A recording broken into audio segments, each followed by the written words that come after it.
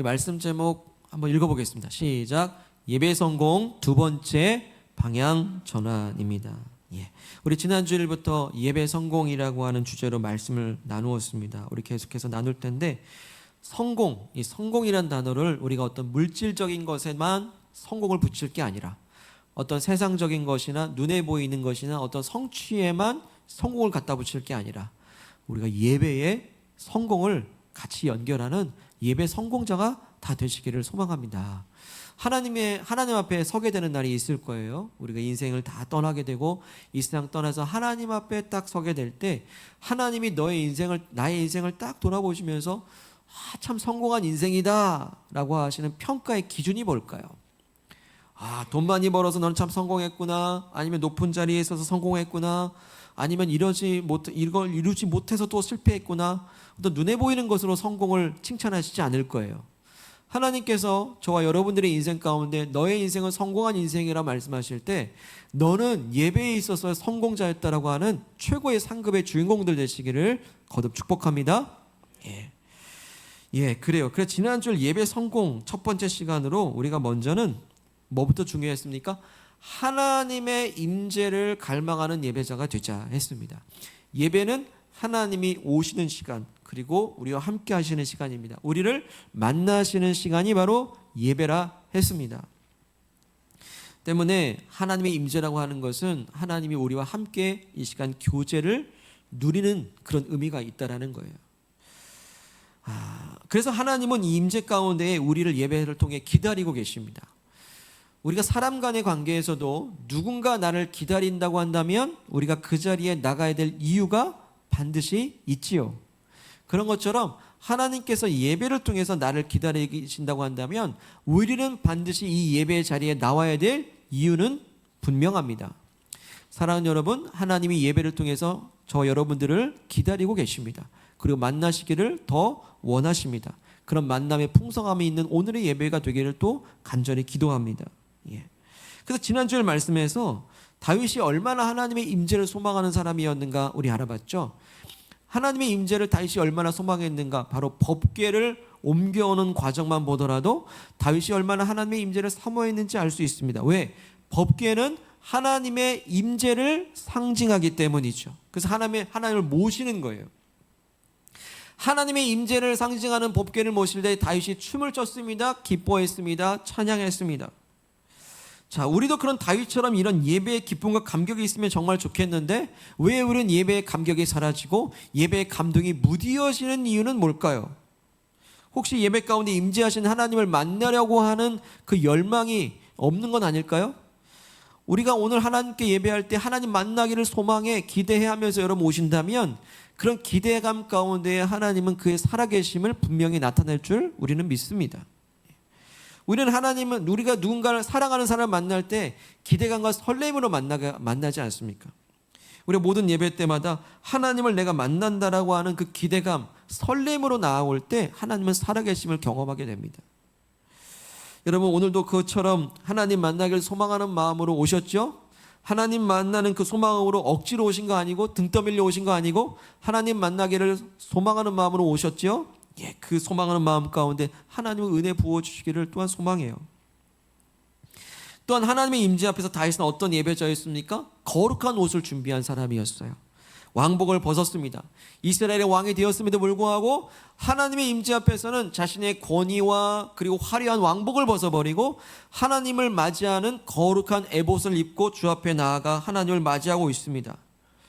우리가 사람 간의 예의도 있듯이 하나님께 대한 예의도 있다 했습니다. 하나님 앞에 예의를 갖출 때 우리의 겉모습은 어떻습니까? 준비된 예배자입니까? 좋은 옷? 아니, 준비된 옷으로 주 앞에 나아가고 계십니까? 어제 토요일 어떻게 보내셨는지 궁금하네요. 어제 토요일 잘 보내셨지요? 하나님을 만나러 오려고 하는 그 마음 가운데 어떤 준비된 옷을 입고 오셨습니까? 화려한 옷 아니어도 좋습니다. 좋은 옷 아니어도 좋아요. 그러나 내가 하나님을 만난다라고 하는 그 마음 하나를 가지고 하나님 앞에 기본적인 예의를 갖추고 준비된 옷을 여러분 지난밤에 잘 준비하신 모양입니다. 여러분 오늘 다 아름답습니다. 하나님 앞에 잘 준비한 예배자로 오셨습니다. 그렇게 준비된 예배자들 가운데, 준비된 예배 가운데 하나님은 준비된 은혜를 주실 줄로 또한 믿습니다. 아멘. 자, 이렇게 하나님의 임재를 사모하고요. 그리고 하나님 앞에 하나님을 만날 준비를 하는 그런 예배자들에게 오늘 말씀은 하나님 앞에 예배하는 예배 성공을 위한 가르침을 또 하나 주세요. 예배 성공 두 번째 시간, 성공적인 예배는요, 어떤 예배입니까? 바로 방향 전환이 일어나는 예배가 되어야 돼요. 예배를 통해서 방향 전환이 일어나야 됩니다. 다시 말해 쉽게 말한다면 예배 오기 전과 예배 후가 달라야 된다는 것이죠. 유턴하듯이 방향 전환해야 돼요. 예배 이전과 이후가 달라야 되는 거죠. 예배 오기 전까지는 이런 실수도 있었고 이런 잘못도 있었고 또 어떤 죄가 있었을 수도 있었고, 그러나 예배하고 난 다음에 어떻게 됩니까? 똑같은 실수를 반복하면 안 되죠. 똑같은 죄를 지으면 안 되죠. 똑같은 실수를 되풀이하면 안 되겠죠. 이게 바로 방향 전환이 일어난다는 거예요.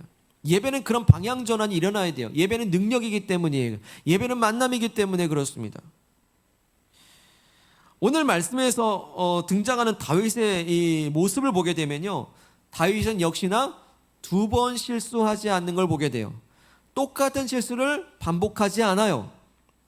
다시 말해서 하나님의 말씀 앞에서 다윗은 방향 전환이 빠른 사람이에요. 아, 이거 잘못됐구나. 고쳐야지. 그래서 두 번 다시 그 실수를 하지 않아요. 자, 오늘 말씀에서 다윗이 하나님의 법궤를 옮겨오는 과정이잖아요. 여러분, 순적하죠? 순탄하죠? 잘 옮겨오고 있습니다. 아무 사고 없이 잘 옮겨오고 있습니다.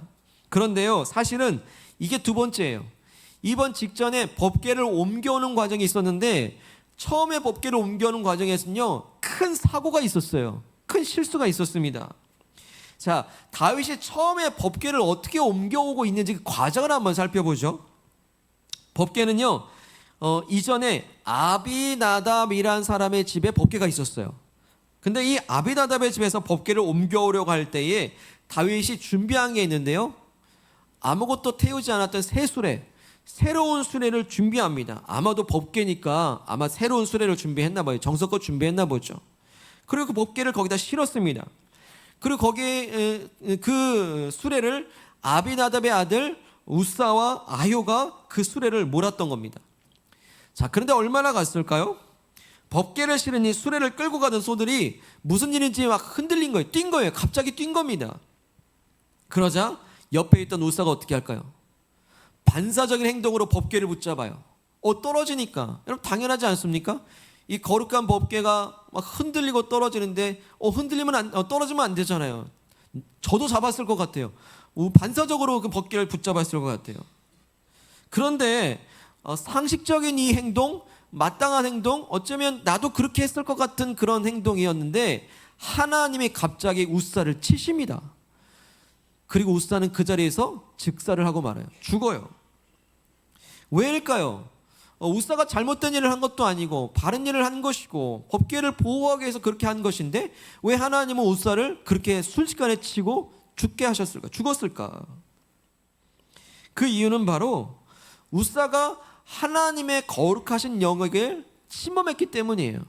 하나님의 거룩한 영역에 손을 댔기 때문에 그렇다라는 거죠. 하나님은 지극히 거룩하신 하나님이세요. 근데 인간은 거룩한가요? 거룩하지 않아요. 인간 존재는 거룩하지 않습니다. 근데 지극히 거룩하신 하나님 앞에 이 거룩하지 않은 인간이 침범에 들어갈 때 하나님은 치실 수밖에 없는 거예요. 굳이 예를 들자면 이렇게 한번 이해해 볼까요? 만약 엄마가 정성스럽게 밥을 차려놨어요. 근데 아이가 밖에서 뛰어놀고 흙도 묻히고 그렇게 딱 들어와서 손도 씻지 아니하고 배고프다고 해서 그 음식에 손을 딱 댄다고 그래보세요. 엄마가 어떻게 합니까? 탁 쳐버리죠. 손 씻고 와 그러는 거예요. 지극히 거룩하신 하나님의 그 영역이 있어요. 근데 거기에 거룩하지 않은 죄가 있는 인간의 원죄가 있지 않습니까? 그 죄가 있는 존재가 하나님의 영역을 딱 침범했을 때 하나님이 그 손을 확 칠 수밖에 없는 거예요. 우사는 반사적으로 법궤를 붙잡았을지 모르지만 하나님은 반사적으로 거룩하지 않은 존재를 쳐내버리시는 거죠. 여러분, 이게 존재의 차이입니다. 존재의 차이. 하나님은 거룩하세요. 거룩함을 절대 침범당하지 아니하십니다. 그런데 그 거룩함을 침범당하지 않기 위해서 태초에 인간을 지을 때 경계선을 만들어 놨습니다. 그 경계선이 뭐죠? 일부에는 우리 청소년, 우리 중학생 친구가 맞췄는데, 맞추는 분에게 소정의 상품이 나갑니다. 일부에도 상품을 드렸어요.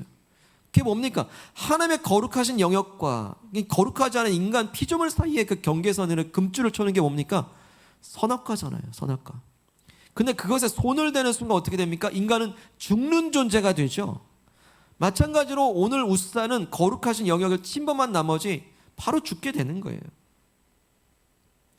이 일을 보고요, 다윗은 두려워졌습니다. 두려웠어요. 하나님의 진노하심 앞에서 두려운 나머지 그 즉시로 법궤를 옮겨오는 일을 멈추고요, 법궤를 오베데돔이라는 사람의 집에 안치를 합니다. 임시로 안치를 해요. 자, 그렇다면 어떻게 법궤를 또 옮겨올 것인가? 이제 법궤 옮겨오는 건 틀린 일인가? 자, 그러던 어느 날 다윗에게 어떤 사람이 다가와서 이렇게 얘기합니다. 왕이시여, 오베데돔의 집에 있는 법궤로 말미암아 오베데돔의 집과 그 소유에 하나님이 복을 주셨습니다 라고 보고를 한 거예요. 그러니까 다윗이 어떻게 됐습니까? 아니, 법궤를 모시고 있는 것만으로도 그의 집과 그의 모든 소유가 복을 얻어? 다윗 안에는 법궤를 다시 되돌리고자 하는 열망이 일어났을 거예요. 여러분, 법궤 자체가 복을 주는 것이 아니라 법궤에 임재하신 그 하나님, 그 하나님이 임재하실 때, 그 가정과 가문에 임재하실 때 복을 주시는 줄로 믿습니다.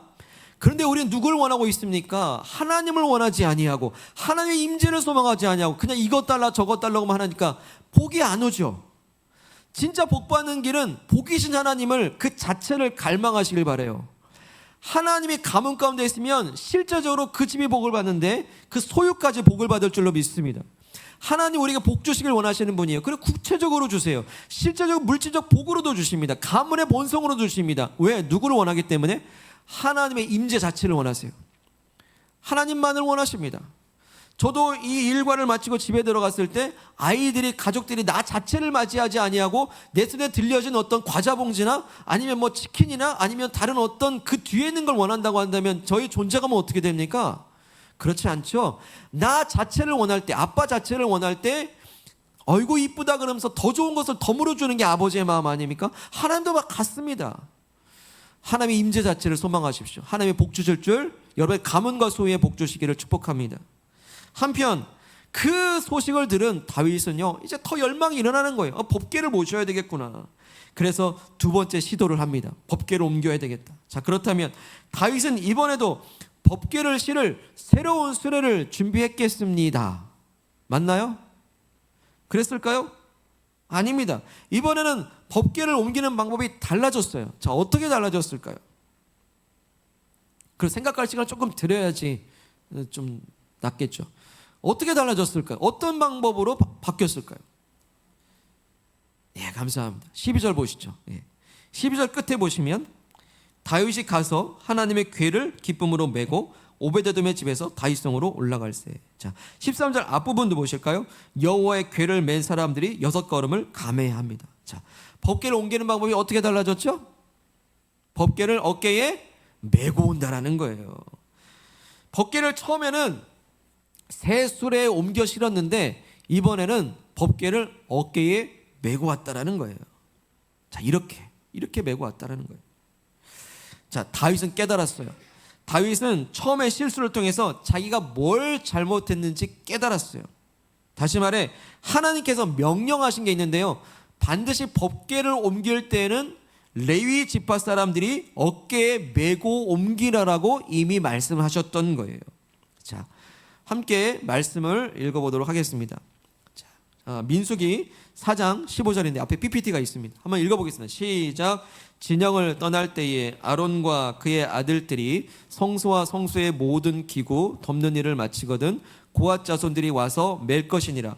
그러나 성물은 만지지 말라. 그들이 죽으리라. 회막 물건 중에서 이것들은 고앗 자손이 맬 것이며. 아멘. 여기 어떻게 합니까? 그 성소와 성물들을 어떻게 하래요? 고앗 자손들이 와서 매래요. 레위 지파에게는 세 개 족속이 있는데 그 중에 한 족속이 고핫 자손입니다. 그러니까 고핫 자손도 레위 지파 사람들인 거예요. 레위 지파 사람들이 이것을 매래요. 그리고 성문을 어떻게 하래요? 만지지 말래요. 근데 이 두 가지 일이 법궤를 처음에 옮겨올 때 다 어긋나잖아요. 매라고 했는데, 레위 지파가 매라고 했는데 지금 아비나답의 집의 자손들이 레위 지파입니까? 그런 말씀 없습니다. 그리고 매지도 않아요. 수레에 실었어요. 근데 성물 만지지 말라 했어요. 성물을 만졌네요. 두 가지 다 어긋나버린 거예요. 그거 어떻게 합니까? 사고가 일어나죠. 처음부터 단추가 잘못 깨어진 것이 계속해서 잘못된 단추를 깨나가는데 결국엔 잘못된 옷을 입어버리잖아요. 사고가 터지잖아요. 이거 하나님 말씀을 거역한 일이 되는 거예요. 우사가 아무리 선한 마음으로 법궤를 지키려 했을지라도 하나님 말씀을 거역하는 일에는요, 그거는 징계인 거예요. 이미 잘못된 것입니다. 우리가 이걸 조심해야 돼요. 우리가 주일을 한다고 그러고 섬기고 봉사하는 일을 열심히 하지만은 하나님 말씀을 거역한 상태에서 봉사한다는 건 그건요, 모순인 거예요. 그 징계인 거예요. 우리의 열정을 조심해야 됩니다. 말씀의 열정을 가지세요. 말씀에 순종해야 되는 것입니다. 다윗은 깨달았습니다. 하나님 말씀대로 하지 않았던 자신의 잘못을 깨닫고 어떻게 하죠? 실수를 반복하지 않아요. 똑같은 실수를 되풀이하지 않습니다. 이게 바로 고치는 거예요. 방향 전환이 일어나는 거죠. 자, 이렇게 고치는데요. 읽겠습니다. 시작. 다윗이 이르되 레위 사람 외에는 하나님의 궤를 맬 수 없나니 이는 여호와께서 그들을 택하사 여호와의 궤를 메고 영원히 그를 섬기게 하셨음이라 하고. 이게 누구 말이죠? 다윗이 그렇게 얘기한 거예요. 깨달았냐? 아, 레위 사람 외에는 하나님의 궤를 맬 수 없구나. 그렇게 깨달은 거예요. 그리고 법궤를 계속 어떻게 옮깁니까? 동일한 부분 역대상에 있습니다. 시작. 모세가 여호와의 말씀을 따라 명령한 대로 레위 자손이 채 하나님의 궤를 꿰어 어깨에 매니라. 이렇게 해서 법궤를 옮겨왔다라는 거예요. 모세가 여호와의 말씀을 따라, 하나님 말씀을 따라서 다윗은 조정이 일어난 거예요. 방향 전환이 일어난 겁니다. 그래서 모든 절차와 과정을 하나님께서 명령하신 대로 순종했죠. 그 말씀에 비추어 보니까요, 자신의 잘못을 깨달았어요. 그리고 똑같은 실수를 반복하지 않게 됐다라는 거예요. 우리도 이 똑같은 실수를 반복하지 않기를 바랍니다. 똑같은 잘못을 계속해서 되풀이해서도 안 됩니다. 그 방법이 잘못됐다면, 그 길이 잘못되었다면 우리는 즉시로 방향 전환을 해야 될 줄 믿습니다. 자, 바로 여기에요. 여기 핵심이에요. 그렇게 똑같은 실수를 반복하지 않도록 방향을 전환할 수 있는 기회를 주셨는데요. 그 기회가 뭡니까? 바로 예배라는 거예요. 그게 바로 예배라는 거예요. 만약 우리가 가는 길이 잘못되었다면요, 그 길이 잘못되었다는 것을 예배를 통해서 깨달을 수 있어요. 만약 우리가 잘못된 선택을 하고 있는데도 불구하고 우리가 그걸 그냥 가고 있다가 예배를 통해서 어떻게 합니까? 그것이 잘못된 결정이라는 것을 그때 알 수 있어요. 만약 그 길이 죄악된 길인지도 모르고 가려고 한다면 예배를 통해서 그 길이 죄악된 길이라는 것을 깨달을 수가 있어요. 왜요? 예배에는 하나님의 말씀이 있기 때문이에요. 예배는 하나님 말씀이 있잖아요. 바로 말씀이 있기 때문에 이 길이 잘된 길인지 잘못된 길인지 알 수 있어요. 분별할 수 있어요. 다윗도 지금 하나님 말씀의 토대로 보니까 자기가 잘못된 걸 깨우치잖아요. 그러고 나서 실수를 하지 않잖아요. 방향 전환하지 않습니까? 그게 바로 예배인 거예요. 예배는 그래서 말씀을 듣고 나를 점검한 다음에 오던 길을 되돌아 다시 돌이켜 방향 전환하는 거예요. 이게 바로 예배라는 것이죠. 그래서 다윗은요, 똑같이 짓을 하지 아니하고 다른 방법을 씁니다. 아니, 하나님 말씀대로 순종하는 진짜 제대로 된 방법으로 방향을 다윗은 전환하고 있는 것입니다. 사랑하는 여러분, 그래서 진짜 은혜는 방향 전환이 은혜예요. 돌이킬 수 있다는 게 얼마나 은혜인지 아십니까? 유턴할 수 있다는 게 얼마나 은혜인지 아십니까? 유턴 아시죠? 자동차가 잘못 가면 다시 되돌아가서 할 수 있는 그 교통 신호잖아요. 유턴할 수 있다는 게 얼마나 은혜인가. 이 길이 잘못된 길이라 깨닫는 게 얼마나 감사한 일인가. 지난 주 중에 안성에서 세미나가 있었어요. 그래서 세미나를 다녀왔거든요. 세미나가 아침 9시에 시작을 해서 늦지 않도록 8시 반에 도착할 수 있도록 미리 출발을 했어요. 또 안성 거기 가는 길이 얼마나 막힙니까? 출근 시간인데. 그래서 미리 출발했습니다. 그래서 장소가 안성이니까 고속도로를 탁 탔단 말입니다. 근데 막 가고 있는데 전화가 울려요. 이 세미나에 함께 가려고 했던 목사님이 대중교통으로 오시고 계시는데 중간에 제가 어디쯤에 앉는지 확인한 다음에 그게 맞으면 같이 들어가자 이거죠. 세미나 같이 가자. 그래서 전화를 주셨어요. 그래서 전화를 받았죠. 그 목사님 어디세요? 그러면서 저도 같이 가시죠 라고 전화를 하시기를 저는 여기 동탄입니다라고 하시는 거예요. 근데 제가 그 전화를 받을 때 동탄 IC를 막 지나면서 받고 있었어요. 아니 목사님 조금이라도 일찍 좀 전화 주시지. 아니 한 30초만 일찍만 전화 주시지. 동탄 IC를 막 보면서 여기 동탄입니다 그러니 어떻게 하냐라는 거예요. 목사님 안 되겠습니다. 그냥 대중교통으로 그냥 들어가시죠라고 하려다가 그래도 가는 길인데 뭐 그래도 또 같이 가면 얼마나 좋습니까? 그래가지고 동탄으로 이제 들어가려고 하니 저는 동탄 IC를 지났고 어떻게 하겠습니까? 쭉 가는 거죠. 그 다음 IC, 그 다음 인터체인지로 들어가서 거기로 나가서 유턴해가지고 다시 고속도로를 진입해서 동탄으로 빠져나가야 돼요. 그때 간절한 생각이 뭘까요? 고속도로에는 왜 유턴하는 데가 없는가? 뭐 위험하니까 그러겠죠. 고속도로에도 유턴한 장소가 있다면 얼마나 감사한가? 바로 돌아가지고 가면 되는데. 근데 고속도로는 그럴 수가 없어요. 그 다음 뭐 수키로, 뭐 길게는 수십 킬로 가가지고 나가가지고 거기서 톨게이트 비용 내고 다시 유턴 신호 받아가지고 다시 진입을 해가지고 톨게이트 돌아와서 다시 고속도로를 진입해야 되는. 갑자기 내비게이션의 시간이 20분이 확 늘어났어요. 세미나는 점점 다가오는데. 그렇게 다시 나가가지고 이제 다시 재진입을 하려고 그러는데요. 제가 내비게이션을 잘못 봤는지 착각을 했는지 잘못 내비게이션이 작동했는지 모르겠는데 이런 다시 재진입하는 고속도로 IC를 또 놓쳐버린 거예요. 들어와야 되는데. 그러더니 갑자기 막 내비가 꼬이기 시작하더니 국도로 막 인도하더니 갑자기 내비게이션이 30분이 확 늘어나는 거예요. 그래가지고 겨우겨우 해가지고 고속도로를 다시 탔습니다. 탔는데 차가 밀리네. 여러분 그 다시 되돌아가는 길인데 되돌아가는데 차가 밀리면 얼마나 여러분 짜증나는지 아시죠? 갑자기 내비게이션이 30분이 또 확 늘어나는 거예요. 그렇게 동탄 IC를 중심으로 해서요 고속도로 상행선과 상행선을 왔다 갔다 무려 1시간을 헤맸어요. 겨우 그 목사님 태워가지고 그냥 갔어요. 세미나 1시간 가까이 늦어버리고. 여러분 잘 실감이 잘 안 나실 텐데 제 휴대폰에는 구글 타임라인을 켜놨습니다. 이거는 뭐냐면 제가 그날 하루 어떻게 동선이 있는지 궤적을 보여주는 그거거든요. 제가 켜놨는데 그날 이렇게 있었어요. 남양주시입니다. 안성까지 오는데 직선 코스잖아요. 뭐 이렇게 보면 크게 보면 이렇게 쭉 온 것 같아요. 근데 이제 문제의 도시 동탄을 한번 확대해 보겠습니다. 이 부분을 확대해 보면 이러고 왔다 갔다 있었어요. 왔다 갔다 들어갔다 나갔다 막 해가지고 여러분 이런 거 보셨습니까? 이날 이러고 다녔어요, 여러분. 그 아침에 차 밀리는 시간에 여러분 이게 왜 그렇다고요? 유턴할 수 있는 게 얼마나 감사한가. 잘못됐네? 돌이켜. 잘못됐네? 빨리 돌이켜. 돌이켜서 빨리 하면 빨리 갈 수 있었을 거예요. 여러분 이스라엘 백성들이 광야에서 40년간 방황하잖아요. 사실 이거 똑같아요. 이스라엘 백성들이 40년 동안 넓은 지역도 아니에요. 이스라엘이 크지도 않아요. 그 광야를요 이렇게 왔다 갔다 한 거예요. 왜일까요? 알고 보니까 유턴하지 않았어요. 말씀에 순종하지 않았던 거예요. 말씀에 순종했으면요 아마 바로 즉시 가나안 입성했을 거예요. 근데 그 가나안 성에 뭐 거인이 사네, 뭐 우리가 메뚜기네, 뭐 그러고 말씀 거역하다 결국 이렇게 돈 거 아닙니까?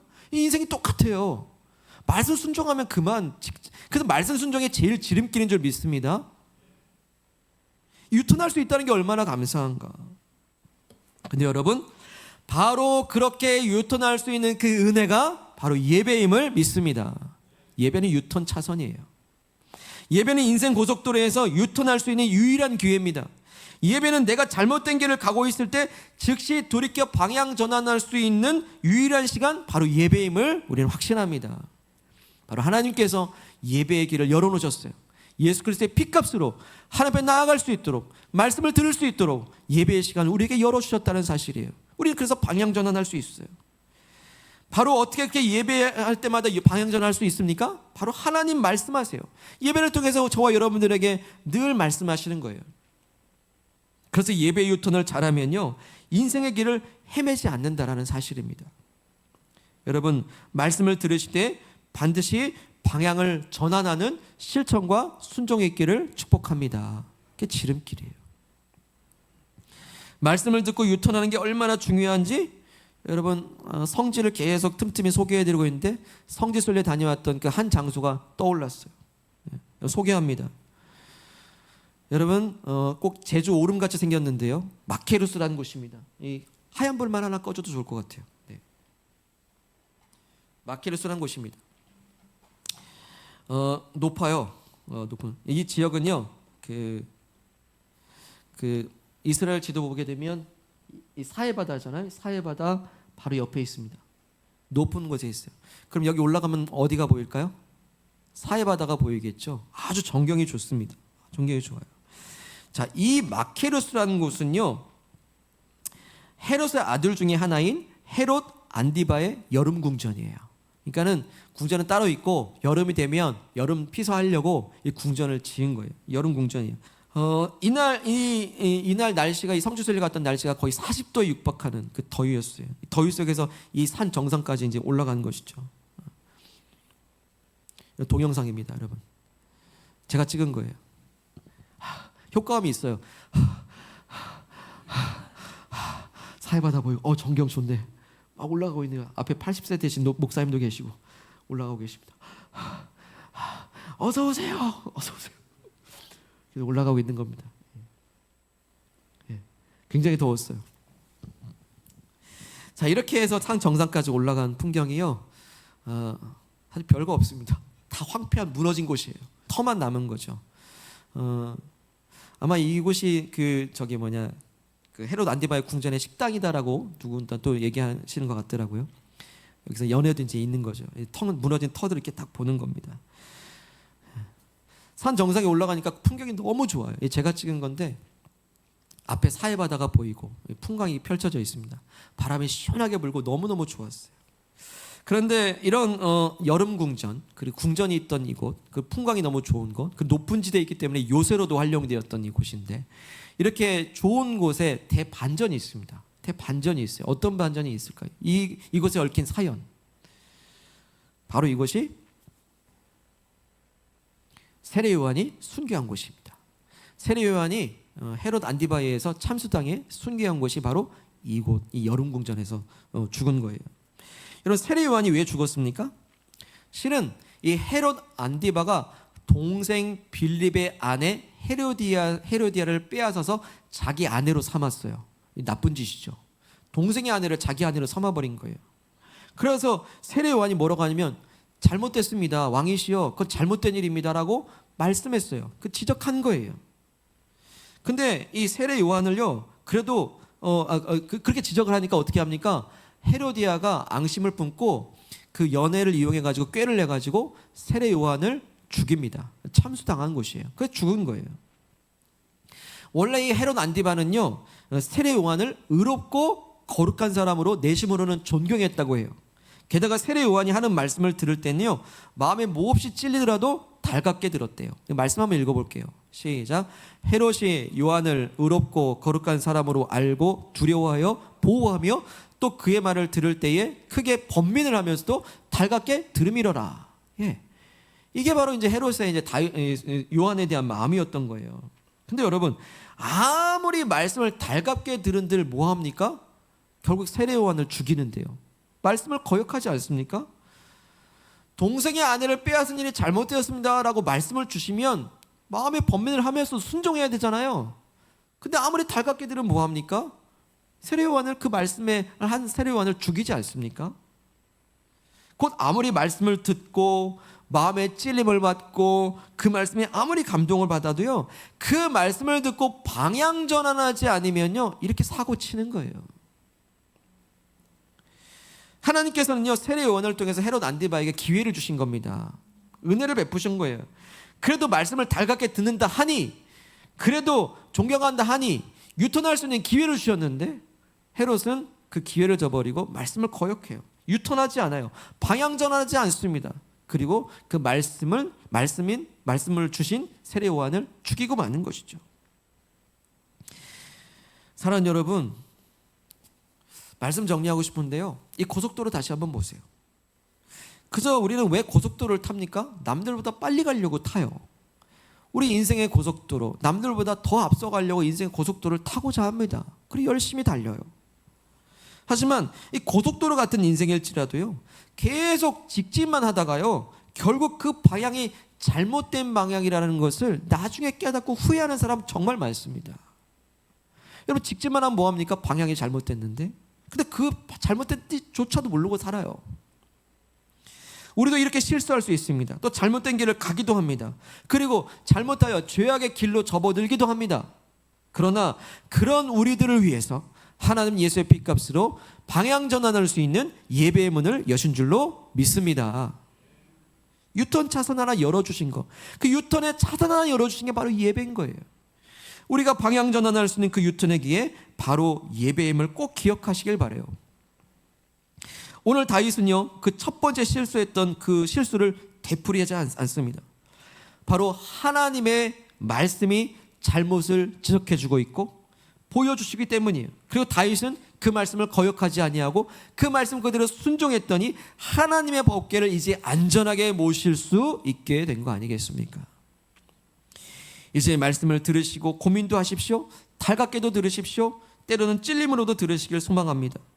그리고 그 말씀의 유턴 표시 앞에서 과감하게, 그리고 단순하게, 그리고 즉시 방향 전환하시기를 축복합니다. 방향 일단 전환만 해보세요. 그 길은 그 다음은 하나님이 인도해 가실 것입니다. 유턴할 수 있다는 게 얼마나 큰 은혜인지 오늘도 그 은혜의 자리, 예배의 자리를 통해서 늘 바른 길, 진리의 길로 방향을 전환하고 돌이키는 예배의 성공자들이 다 되시기를 주의 이름으로 축복합니다. 사랑하는 여러분, 이 시간에 주신 말씀 기억하며 부여잡고 기도합시다. 여러분, 어떤 인생의 고속도로를 달려가고 계십니까? 또 어떤 인생의 고속도로를 달려오셨습니까? 때로는 남들보다 잘 나갈 때 있었어요. 내가 밟으면 밟는 대로 속도가 나는 인생의 때도 있었습니다. 그러나 때로는 잘못된 길로 접어들 때가 있었고, 차가 막혀서 더디 갈 때가 있었고, 내가 원하는 속도는 이건데 그렇게 되지 않는 때가 있었고요. 때로는 그것을 돌이키고 싶어도 멀리 돌아가서 헤맸어야 되는 그 인생의 길을 돌아보면서 하나님께서 우리에게 말씀하십니다. 그래서 예배하라. 오늘 이 시간 이렇게 예배의 자리에 있다는 게 얼마나 감사한지, 여러분 승리하셨습니다. 잘하셨습니다. 이 예배는 무엇입니까? 바로 유턴할 수 있는 기회, 돌이킬 수 있는 기회라 하십니다. 그러니 우리 예배를 더 사모하십시오. 방향 전환하는 기회로 삼아 이제 예배 오기 전과 예배 후가 달라지기를 원합니다.